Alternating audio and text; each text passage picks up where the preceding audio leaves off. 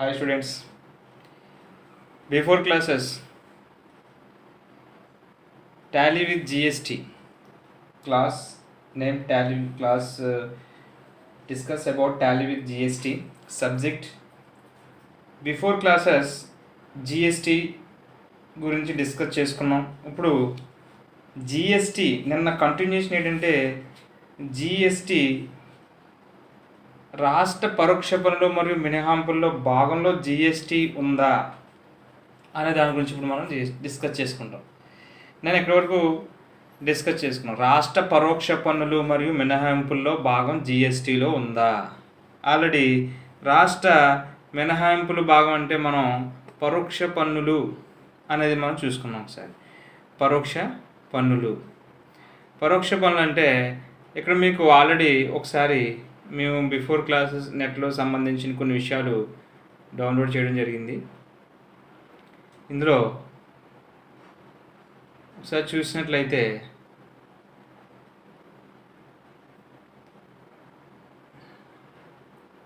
Screen shots okay అండి. ఒకసారి screen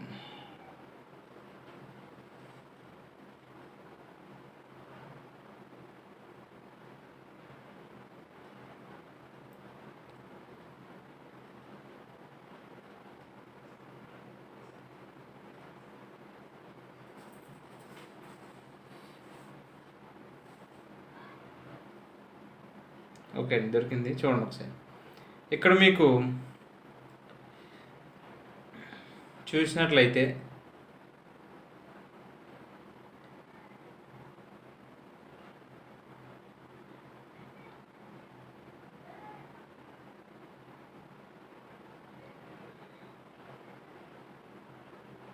CVD full form అండి. సివిడి ఫుల్ ఫామ్ అంటే ఏంటంటే countervailing duties. CVD full form ఏంటండి కౌంటర్ వ్యాలింగ్ డ్యూటీస్. ఓకేనండి. ఈ సివిడి డెఫినేషన్స్ కంపల్సరీగా మనం తెలుసుకోవాలి. నెక్స్ట్ జీడిపి అన్నాం కదండి. GDP means gross domestic product. ఏంటండి గ్రాస్ డొమెస్టిక్ ప్రొడక్ట్. ఓకేనా. ఇక్కడ చూడండి గ్రాస్ డొమెస్టిక్ ప్రొడక్ట్ జీడిపి అంటాం. తర్వాత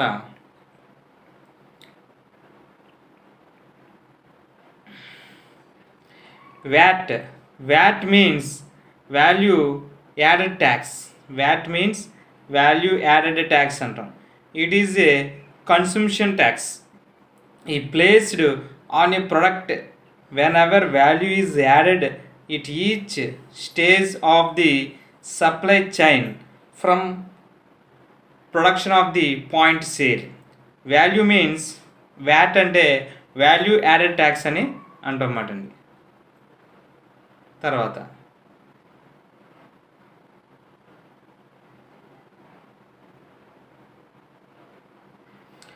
ఇప్పుడు ప్రత్యక్ష పన్ను అంటే చూద్దాం. ఇక్కడ మనకు ఇప్పటివరకు ప్రత్యక్ష పన్ను అంటే ఏంటి, పరోక్ష పన్ను అంటే ఏంటి చూద్దాం.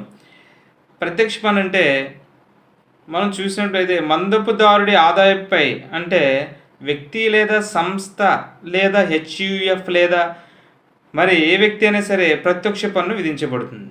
అంటే ప్రత్యక్ష పన్ను అంటే చెల్లించాల్సిన పన్ను మొత్తం జీతం, ఇంటి అద్దె, ఆదాయం, బ్యాంక్ ఎఫ్డి, వడ్డీ వంటి వివిధ వనరుల నుండి వ్యక్తి సంపాదించిన ఆదాయంపై మారుతూ ఉంటుంది. కాబట్టి మీరు ఎంత ఎక్కువ సంపాదిస్తారో మీరు ప్రభుత్వానికి ఎక్కువ పన్ను చెల్లించాల్సి ఉంటుంది. కంపల్సరీగా ధనవంతులు ఎక్కువగా చెల్లిస్తారన్నమాట అండి ఇది. ఓకేనండి. ఇది మొత్తం జీతం, ఇంటద్ది, ఆదాయం, బ్యాంక్ సంబంధించిన వివిధ వనరుల నుండి వ్యక్తి నుండి సంపాదించిన ఆదాయంపై మారుతుంది కాబట్టి ఇది ప్రత్యక్ష పన్ను. మరి పరోక్ష పన్ను అంటే చూడండి. పరోక్ష పన్ను అంటే భారతదేశంలో ప్రత్యక్ష పన్నుల జాబితా క్రింద ఉంది. ఫస్ట్ ఏంటండి ఆదాయ పన్ను, తర్వాత సంపద పన్ను, తర్వాత ఎస్టేట్ ట్యాక్స్. ఇదండి ఎస్టేట్ ట్యాక్స్. తర్వాత ఇప్పుడు వరకు మీరు ఏం నేర్చుకున్నారు, ప్రత్యక్ష పన్ను గురించి మీరు డిస్కస్ చేస్తున్నారు. ఇప్పుడు పరోక్ష పన్ను గురించి డిస్కస్ చేసుకుంటారు. ఇది మనకి క్లాస్ ఇదండి. పరోక్ష పన్ను అంటే ఏమిటి? పైన పేర్కొన్న విధంగా వ్యక్తుల ఆదాయంపై పరోక్ష పన్ను నేరుగా విధించబడదు. బదులుగా లావాదేవీలు జరిపిన వస్తువుల్ని మరియు సేవలపై ఇది విధించబడుతుంది. ఇది ఆ వస్తువులు మరియు సేవల ఖర్చు లేదా ఎంఆర్పిని పెంచుతుంది. అంటే ఇది ఇక్కడ ఏం చెప్పుకున్నాం? ఇక్కడ మనకి ఎగ్జాంపుల్స్ ఏం చెప్పుకోవచ్చు? ఇక్కడ మనకంటే ఎగ్జాంపుల్స్ ఏం చెప్పుకోవచ్చు అంటే చూడండి ఒకసారి. ఇగో వస్తు సేవల పన్ను, జిఎస్టీ, కస్టమ్స్ సుంకం, ఎక్సైజ్ సుంకం అంటే పెట్రోలు, డీజిలు, సహజ వాయువు, ఓకేనండి, కేంద్ర అమ్మక పన్ను, తర్వాత సెక్యూరిటీ లావాదేవీ పన్ను, తర్వాత స్టాంప్ డ్యూటీ, నెక్స్ట్ వినోద పన్ను. ఇవన్నీ ఏంటండి? ఇవన్నీ ఏంటి? ఇవన్నీ కూడా ఏంటండి? ఇవన్నీ పరోక్ష పన్నులు, ఓకేనండి. ఇవన్నీ కూడా ఏంటండి? పరోక్ష పన్నులు. అది మనం డిస్కస్ చేసుకుంటా, ఓకేనండి. మనం ఎప్పుడు డిస్కస్ చేసుకున్నాండి? పరోక్ష పన్నులు. ఇది చూసారా? పరోక్ష పన్నులు అంటే ఏంటి? అది దాని గురించి డిస్కస్ చేసాం, ఓకేనండి. పరోక్ష పన్నులు అంటే ఏం చెప్పాం ఇప్పుడు వరకు మనం? పరోక్ష పన్ను అంటే పైన పేర్కొన్న విధంగా వ్యక్తుల ఆదాయంపై పరోక్ష పన్ను. చూసారా? చూడండి ఒకసారి. అదిగో పరోక్ష పన్ను అంటే వ్యక్తుల ఆదాయంపై పరోక్ష పన్ను నేరుగా విధింపబడుతుంది. దాని బదులుగా లావాదేవీలు జరిపిన వస్తువులు మరియు సేవలపై ఇది విధించబడుతుంది. ఇది ఏంటంటే అండి పరోక్ష పన్ను అని మనం చెప్పచ్చు అన్నమాట అండి.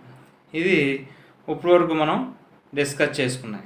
అయితే ఈ క్వశ్చన్ తెలిసే ముందు అసలు ఫస్ట్ జిఎస్టీ గురించి క్లియర్గా తెలుసుకుందాం. మనం దేని గురించి అండి? జిఎస్టీ గురించి డిస్కస్ చేసుకుందాం. ఇప్పుడు ఈ జిఎస్టీలో క్వశ్చన్ ఏంటంటే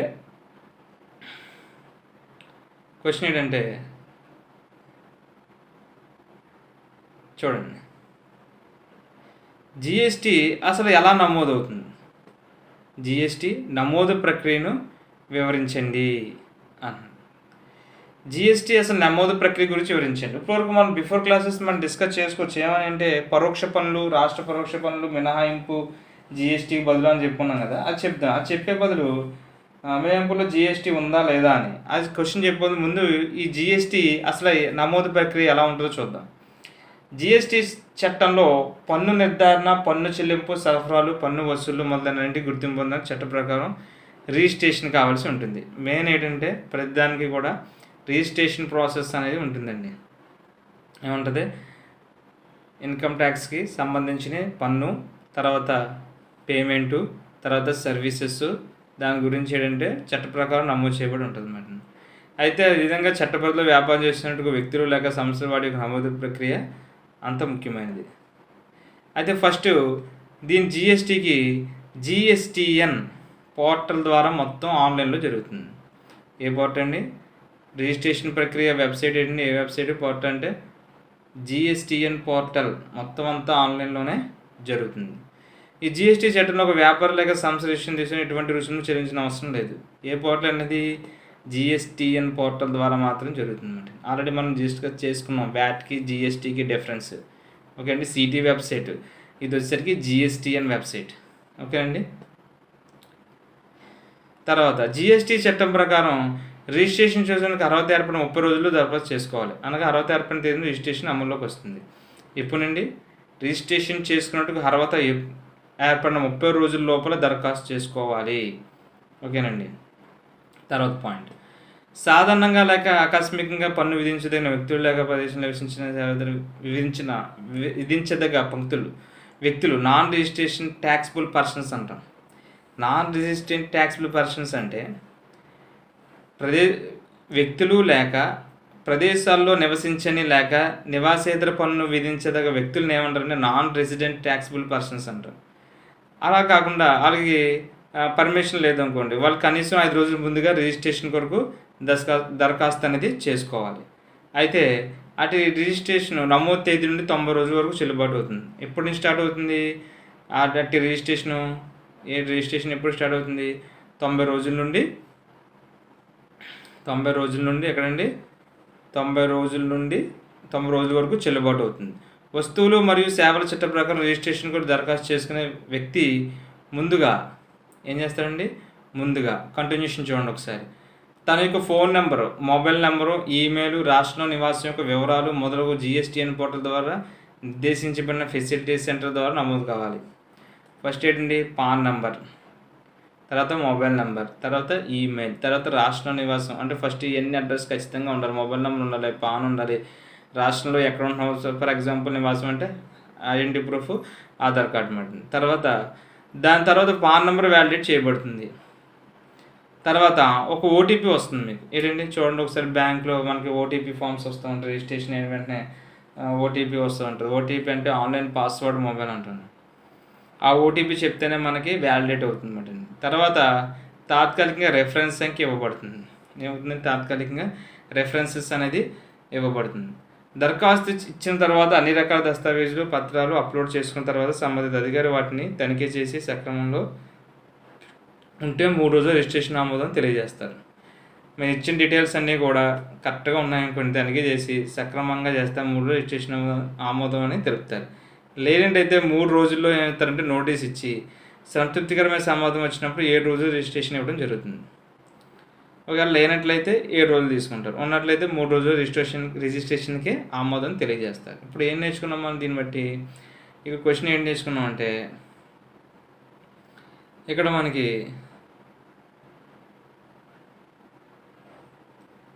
చూడండి ఒకసారి,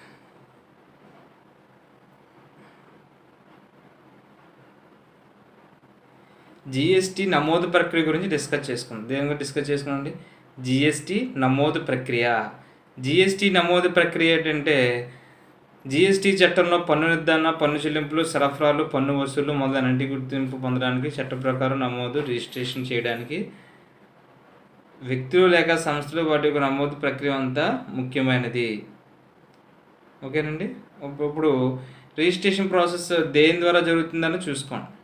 ఫస్ట్ పాయింట్ ఏంటంటే, ఈ మ్యాటర్కి సంబంధించిన మ్యాటర్ ఏంటంటే ఎందుకు ఉపయోగపడుతుందంటే, జిఎస్టీ చట్టంలో పన్ను నిర్ధారణ కోసం, పన్ను చెల్లింపుల కోసం, సరఫరాల కోసం రిజిస్ట్రేషన్ అవుతారు. ఇక్కడ వచ్చేసరికి రిజిస్ట్రేషన్ అవ్వాలంటే వెబ్సైట్ ఏంటి అని చెప్పి డిస్కస్ చేసుకున్నాం, జిఎస్టీఎన్ పోర్టల్ ద్వారా. ఈ ప్యాటర్కి సంబంధించింది. తర్వాత ఏం చేశారు, 30 రోజుల్లో దరఖాస్తు చేసుకోవాలి. ఎన్ని రోజులు? 60 ఏర్పడిన ఎన్ని రోజులు చేసుకోవాలి? 30 రోజులు దరఖాస్తు చేసుకోవాలి. అది థర్డ్ పేరు సంబంధించింది. ఇది సంబంధించింది ఏంటి అంటే, ఒకవేళ నాన్ రెసిడెంట్ అయితే వ్యాపారం ప్రారంభం కావడానికి కనీసం 5 రోజుల ముందుగా మీరు రిజిస్ట్రేషన్ కొరకు దరఖాస్తు చేసుకోవాలి. అక్కడ నుంచి 90 రోజులు మళ్ళీ అది ఎన్ని డేట్ వ్యాలిడిటీ ఉంటుంది? 19 డేస్ వ్యాలిడిటీ ఉంటుందండి. అలా మాట అండి. ఓకేనా.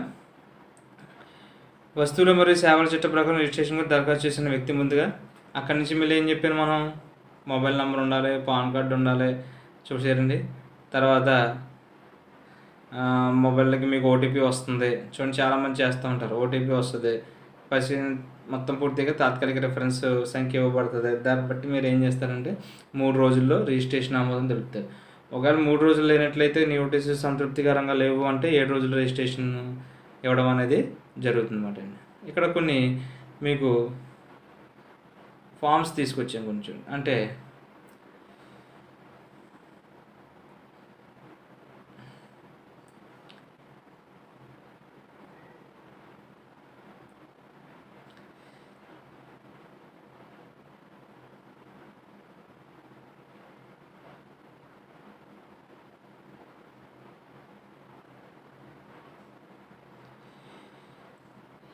జిఎస్టీ నమోదు విధానం. ఇవి చూడండి, జిఎస్టీ నమోదు విధానం ఎలా నమోదు చేస్తారు? ప్రస్తుతం కేంద్ర మరియు రాష్ట్ర పన్ను కింద నమోదు చేసిన డీలర్లకు, కేంద్ర మరియు రాష్ట్ర పన్ను కింద నమోదు చేసిన ఇప్పటికే ఉన్న చట్ట ప్రకారం రిజిస్టర్ చేయబడిన మరియు పాన్ కలిగి ఉన్న డీలర్లందరూ సాధారణ జిఎస్టీ పోర్టల్ యాక్సెస్ చేసి అతని ఈమెయిల్ మరియు ఐడి, మొబైల్ నెంబర్ ధృవీకరించడం ద్వారా నమోదు చేయాలి. ఇది మనం డిస్కస్ చేసుకుంటాం. ఏంటండి ఫస్ట్ ఏం చేయాలండి, ఇక్కడ ఏం చేయాలి, ఇక్కడ ఏం చెప్తున్నాడు, జిఎస్టీ నమోదు ఏంటి, ఇప్పటికే ఉన్న చట్ట ప్రకారం రిజిస్టర్ చేయబడిన మరియు పాన్ కలిగి ఉన్న డీలర్లందరూ సాధారణ జిఎస్టీ పోర్టల్ను యాక్సెస్ చేసి తర్వాత ఏం చేయాలి, అతని ఈమెయిల్ ఐడి మరియు మొబైల్ నెంబర్కి ధృవీకరించడం ద్వారా నమోదు చేయాలి. ఇది ఈ మ్యాటర్ రాసిన మనకే ఇంపార్టెంట్ మాట. ఈ విధంగా మనం డిస్కస్ చేసుకున్నాం. ఇదేంటి, జిఎస్టీ కోసం నమోదు చేసిన తర్వాత ఆర్ఈజీ ఒక తాత్కాలిక ధృవీకరణ పత్రంతో ఒక డీలర్ కేటాయింపబడుతుంది. దీని ఏమంటామంటే ఇక్కడ నుంచి మీకు నెక్స్ట్ క్వశ్చన్లోకి వెళ్ళిపోతుంది. అంటే ఎలా నమోదు చేస్తారంటే ప్రస్తుతం కేంద్ర మరియు రాష్ట్ర పన్నుల కింద నమోదు చేసిన డీలర్లకు ఇప్పటికున్న చట్ట ప్రకారం రిజిస్టర్ చేయబడిన మరియు పాన్ కలిగి ఉన్న డీలర్లందరూ సాధారణ జిఎస్టీ పోర్టల్ని యాక్సెస్ చేసి అతని ఈమెయిల్ ఐడి మరియు మొబైల్ నెంబర్ని ధృవీకరించడం ద్వారా నమోదు చేయవచ్చు అన్నమాట అండి. అంటే జిఎస్టీ ఎలా నమోదు చేస్తారు అన్నానికి ఈ పాయింట్స్ అన్నమాట అండి. ఓకేనండి, ఇది డిస్కస్ చేసుకుందాం. ఇంకా ఎగ్జాంపుల్స్గా మనం చెప్పుకున్నాం అన్నమాట అండి. ఇప్పుడు ఎక్కడి వరకు వచ్చాం? క్వశ్చన్ ఏంటి మనకి? ఇదైంది. ఏంటి క్వశ్చన్ ఏంటి చెప్పండి? జిఎస్టీ నమోదు ప్రక్రియను గురించి వివరించండి. అర్థమైందా? జిఎస్టీ ఏం ప్రక్రియ? నమోదు ప్రక్రియను గురించి వివరించాం. ఓకేనా? తర్వాత క్వశ్చన్ ఏంటంటే అండి,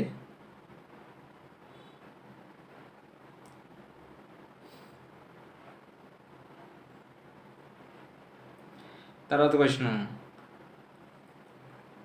జిఎస్టీ అంటే ఏంటి, ఇది ఎలా పనిచేస్తుంది అసలు, ఇది మీరు తెలుసుకోవాల్సిన క్వశ్చన్. జిఎస్టీ అంటే ఏంటంటే ఇక్కడ క్వశ్చన్ ఏ విధంగా ఇస్తారంటే ఇంగ్లీష్ మీడియంలో వచ్చేసరికి what is GST, explain it's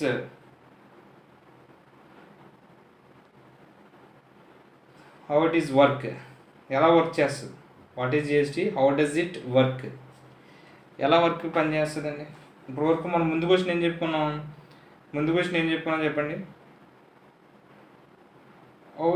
GST registration form గురించి చెప్పుకున్నాం. ఏంటి? What is GST, explain GST registration process అంటే ఏంటో అని డిస్కస్ చేసుకున్నాం. ఇప్పుడు క్వశ్చన్ ఏంటి? What is GST, how does it work, అంటే జిఎస్టీ అంటే ఏంటి, ఇది ఎలా పనిచేస్తుంది, హౌ డస్ ఇట్ వర్క్ అని గురించి మనం ఇప్పుడు డిస్కస్ చేసుకుంటాం. అంటే ఎలా పనిచేస్తుంది, how does it work. Before class ఏం చెప్పుకున్నాం, ముందు క్వశ్చన్ ఏం చెప్పుకున్నాం అంటే what is GST and explain GST registration process. Next question ఇప్పుడు ఏం చెప్పుకుంటున్నాం అంటే what is GST, how does it work. ఓకేనండి, what is GST, how does it work, ఎలా పనిచేస్తుంది జిఎస్టీ అనేది ఎలా పనిచేస్తుంది. భారతదేశంలో పరోక్ష పన్ను సంస్కరణ ద్వారా జిఎస్టీ అతిపెద్ద పన్ను విధానం ఏర్పడింది. జిఎస్టీ అనగా వస్తువులు మరియు సేవలు సరఫరాపై విధించే ఏంటంటే దాన్ని ఏమంటారండి,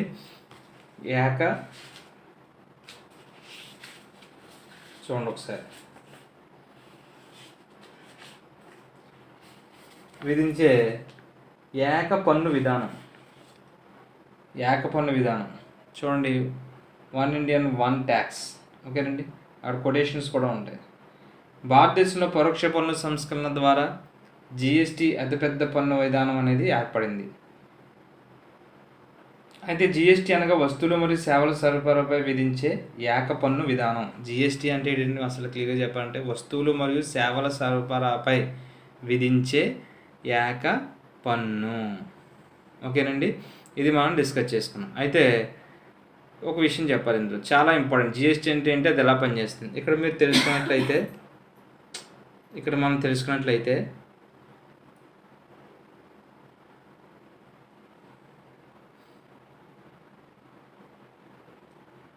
అది ఎలా పనిచేస్తుందో ఇప్పుడు చూద్దాం. అది ఎలా పనిచేస్తుందంటే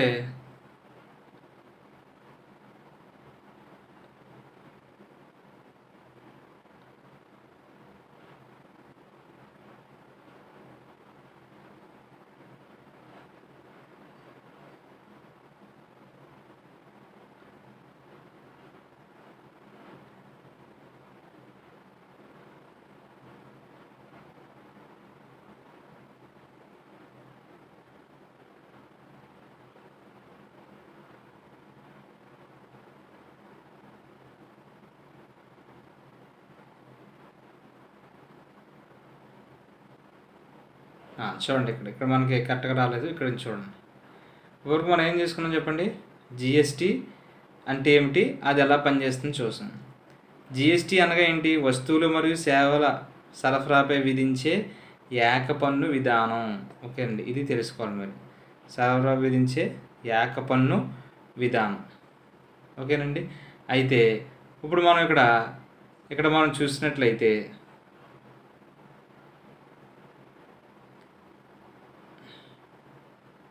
ఆ పన్ను విధానాలు ఉంటుంది. ఓకేనండి, ఒకసారి మీరు స్క్రీన్ మీద చూసినట్లయితే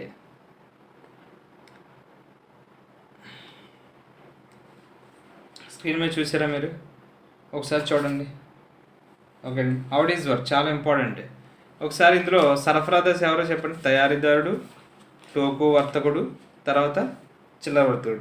టోకు వర్తకుడు అంటే ఒక ఎగ్జాంపుల్స్గా మనం ఏం చెప్పచ్చు అంటే చూడండి, డీలర్ టైప్లో ఉంటుంది చూసారా, హోల్సేల్ ఉంటుంది చూసారా, అదనమాట అండి. ఓకేనండి, ఇందులో ఏముంటాయంటే ఇందులో వినియోగించవచ్చిన క్రింది విధంగా ఉదాహరణ చెప్పచ్చండి. ఎలా ఉంటుందో చూద్దాం. First stage of supply chain అంటే సరఫరా దశ ఇది. తర్వాత మ్యానుఫ్యాక్చర్ తయారీదారుడు. తర్వాత హోల్సేలర్ టోకు వర్తకుడు అంటే ఎవరండి? హోల్సేలర్ అంటారు వీటిని. తర్వాత చిల్లర వర్తకుడు అంటే రిటైలర్. ఏంటండి? రిటైలర్. ఇది తయారీదారుడు వచ్చేసరికి తయారీదారుడు ఎవరంటే మ్యానుఫ్యాక్చరింగ్. తర్వాత ఇదేమో హోల్సేలర్, ఇదేమో రిటైలర్. చిల్లర వర్తకుడు అంటే రిటైలర్. కొనుగోలు విలువ ఎంతగా? Purchase of value input. కొనుగోలు విలువ అంటే ఏంటండి? Purchases value of input. ఇది విలువ జోడింపు అంటే వాల్యూ ఎడిషన్. ఇది ఏంటంటే మొత్తం విలువ అంటే value at which supply goods and services. మొత్తం విలువ అంటే ఏంటండి? ఇక్కడ మొత్తం విలువ దేనికోసం చెప్తున్నామంటే చూడండి, డిస్ప్లే మీద మీకు ప్లస్ మార్క్ కనబడుతూ ఉంటుంది. మొత్తం విలువ ఏంటంటే ఇక్కడ which supply goods and services మొత్తం టోటల్ అన్నమాట అండి. ఇది రేట్ ఆఫ్ జిఎస్టీ. ఇది జిఎస్టీ అవుట్పుట్. ఇది ఇన్పుట్ అంటే ఇన్పుట్ ట్యాక్స్ క్రెడిట్.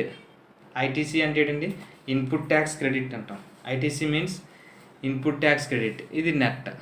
ఓకేనండి, అంటే ఇప్పుడు తయారీదారుడు అంటే మ్యానుఫ్యాక్చరింగ్. తర్వాత టోకు వర్తకుడు అంటే మనం ఏం చెప్పచ్చు అంటే హోల్సేలర్ ఉంటారు కదండి, హోల్సేలర్ అన్నమాట. తర్వాత ఇక్కడ మనం రిటైలర్ అంటే చిల్లర వర్తకుడు. రిటైలర్ అంటే ఎవరండి? చిల్లర వర్తకుడు. ఇక్కడ ఈ మూడు విషయాలు మనం ఇందులో తెలుసుకోవాలి. ఇక్కడ తయారీదారుడు అంటే మ్యానుఫ్యాక్చరింగ్, ఇది వచ్చి హోల్సేలర్, ఇక్కడ రిటైలర్. ఓకేనండి, ఈ ముగ్గురిని అంటామంట. కొనుగోలు అంటే purchases, value of input, purchases value of input, value addition, total purchases and services. ఓకేనండి, ఇది ఇక్కడ మనకి ఏంటంటే మొత్తం పట్టిలో తెలుసుకున్న విధంగా లాస్ట్ ఒకసారి ఎక్స్ప్లెయిన్ చేస్తాం. ఇక్కడ మనం తెలుసుకున్నట్లయితే ఇక్కడ కొనుగోలు విలువ ఎంత పెట్టాడు? మ్యానుఫ్యాక్చరింగ్ 100 రూపీస్ అయిందండి. మ్యానుఫ్యాక్చరింగ్ ఎంత ఉంది? 100 రూపీస్ అనేది అయ్యింది. అయితే మ్యానుఫ్యాక్చరింగ్ 100 రూపీస్ అయినప్పుడు వాల్యూ ఎంత వచ్చింది దానికి? 30 రూపాయలు. అంటే ఎంత? 30 రూపీస్. ఓకేనండి, తర్వాత మొత్తం విలువ అంటే ఆ సప్లై చేసినందుకు ప్లస్ దాని విలువ జోడించాడు. విలువ ఎంత అంటే 30 రూపాయలు వేసాడు. ఓకేనండి, మొత్తం విలువ అంటే సప్లై గూడ్స్ అండ్ సర్వీసెస్. మొత్తం సప్లై గూడ్స్ అండ్ సర్వీసెస్ అంటే ఏంటి?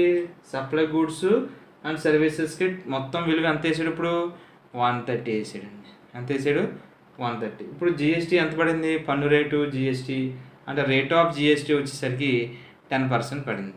ఎంతండి? 10%. తర్వాత జిఎస్టీ ఆన్ అవుట్పుట్.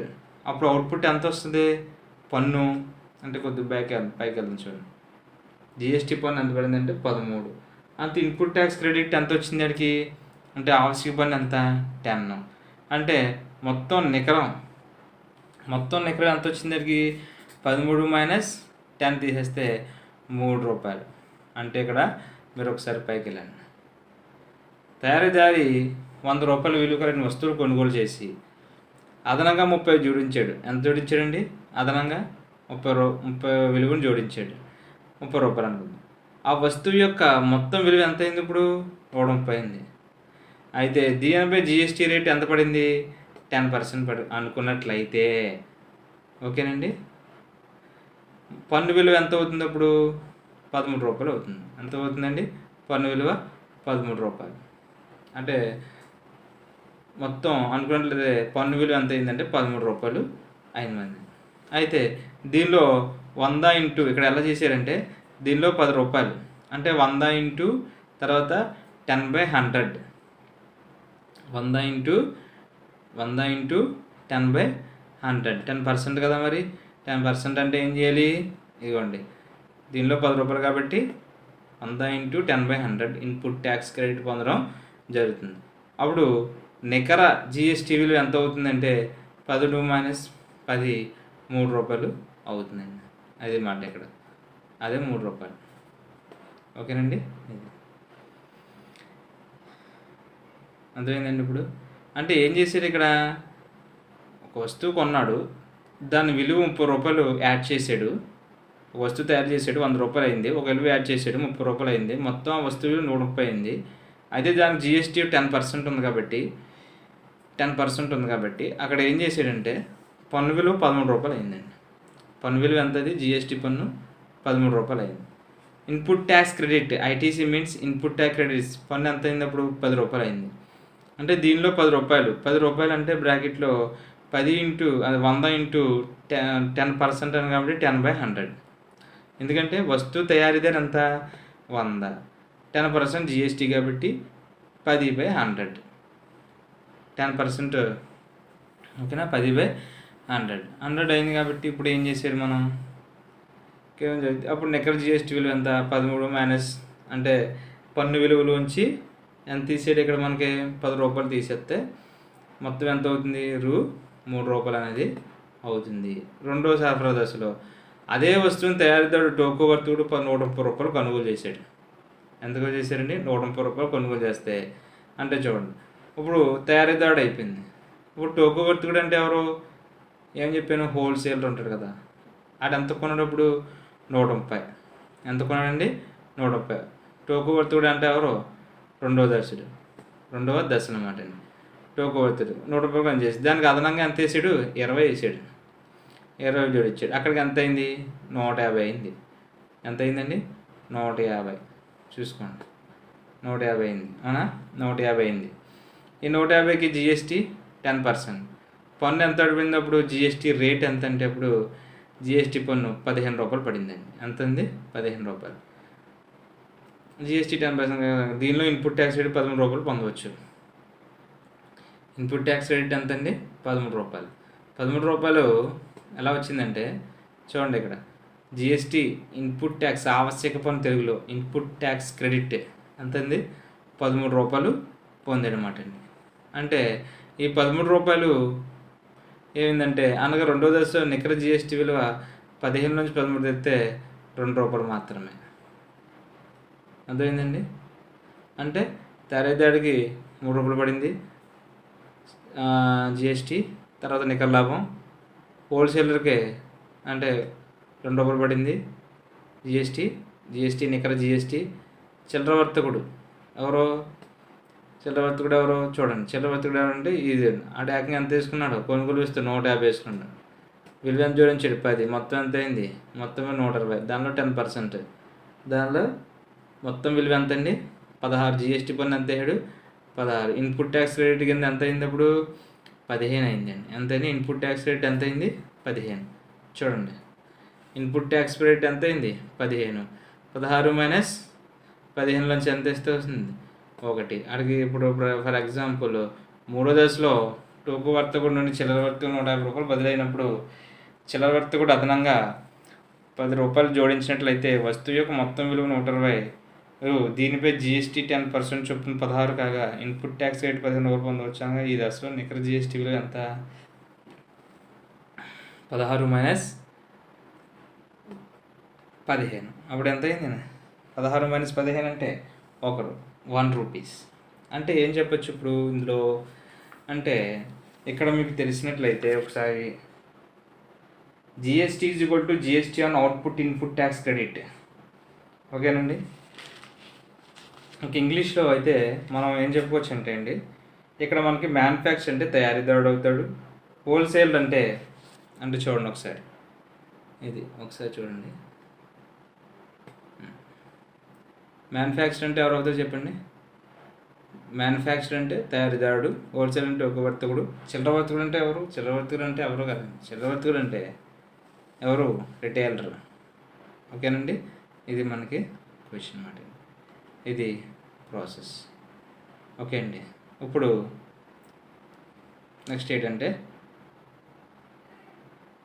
ఇక్కడ మనం ఏ క్వశ్చన్ చెప్పుకున్నప్పుడు ఇప్పుడు ఏ క్వశ్చన్ అయింది?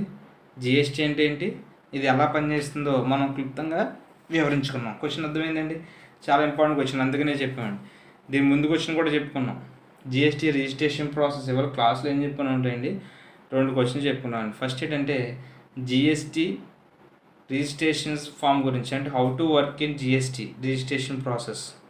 సెకండ్ అంటే what is GST, how does it work, అంటే జిఎస్టీ అంటే ఏంటి, ఇది ఎలా పనిచేస్తుంది అనే దాని గురించి ఇప్పుడు మనం డిస్కస్ అనేది చేసుకున్నాం అన్నమాట. ఈ 2 క్వశ్చన్స్ కూడా ఇంపార్టెంటే, అందుకని ఇప్పుడు మీకు బిఫోర్ క్వశ్చన్స్ చెప్పలేదు. పరోక్ష పన్ను, రాష్ట్ర పరోక్ష పన్ను అనే క్వశ్చన్ ఉంది కదా, ఆ క్వశ్చన్ ఇప్పుడు మనం నెక్స్ట్ అనేది నేర్చుకున్నాం అన్నమాట.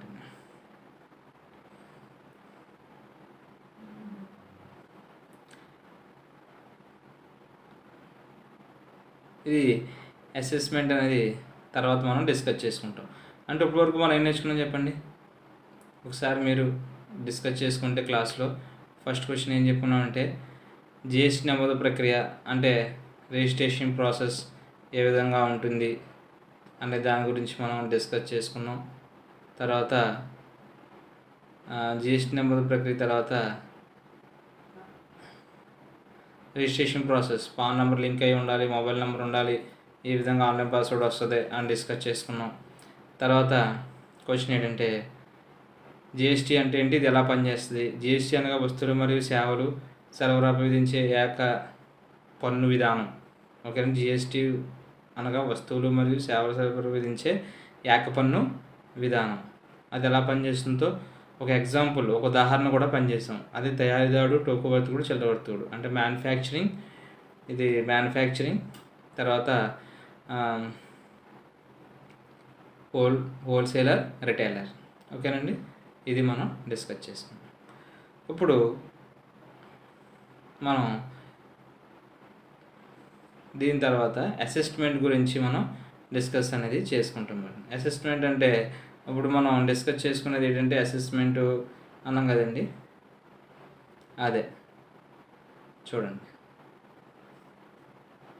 రాష్ట్ర పరోక్ష పన్ను మరియు మినహాయింపుల భాగం జిఎస్టీలో ఉందా, ఈ క్వశ్చన్ ఇప్పుడు బిఫోర్ అంటే క్లాస్లో అసలు ఈ క్లాస్లో చెప్పుకోవాలి. కానీ ఇప్పుడు మనం ఏం చేస్తామంటే ఆ 2 క్వశ్చన్స్ చెప్పుకున్న తర్వాత ఇప్పుడు ఈ క్వశ్చన్స్ అనేది మనం చెప్పుకుంటే అర్థమవుతుంది అని చెప్పేసి, అందుకని జిఎస్టీ రిజిస్ట్రేషన్ ఫామ్ ఏ విధంగా ఉంటుంది, జిఎస్టీ రిజిస్ట్రేషన్ ఫామ్ అయిన తర్వాత నెక్స్ట్ క్వశ్చన్ ఏం చెప్పుకున్నామంటే జిఎస్టీ అంటే ఏంటి, ఇది ఎలా పనిచేస్తుంది, ఇది ఎలా పనిచేస్తుంది అన్న క్వశ్చన్ గురించి కూడా మనం ఏం చేస్తామంటే అండి డిస్కస్ చేసుకున్నాం. ఇప్పుడు నెక్స్ట్ క్వశ్చన్, ఇప్పుడు క్వశ్చన్ ఏంటంటే అండి నెక్స్ట్ క్వశ్చన్లో ఏం డిస్కస్ చేసుకున్నాం అంటే రాష్ట్ర పరోక్ష పన్నులు మరియు మినహాయింపుల్లో భాగం జిఎస్టీలో ఉందా. ఓకేనండి, రాష్ట్ర పరోక్ష పన్నుల మినహాయింపు భాగం జిఎస్టీలో ఉందా. పరోక్ష పన్ను గురించి ఇప్పటివరకు బిఫోర్ క్లాసెస్ అన్నీ డిస్కస్ చేసుకున్నాం. అంటే ఒకసారి డయాగ్రామ్ చూడండి, అర్థమవుతుంది. ఓకేనా, ఇది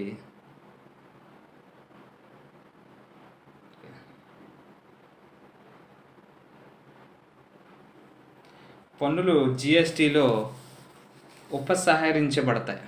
ఏం పడతాయండి? ఉపసంహరించబడతాయి. ఒకసారి డయాగ్రామ్ చూడండి. ఒకసారి డయాగ్రామ్ చూసినట్లయితే ఇక్కడ మీరు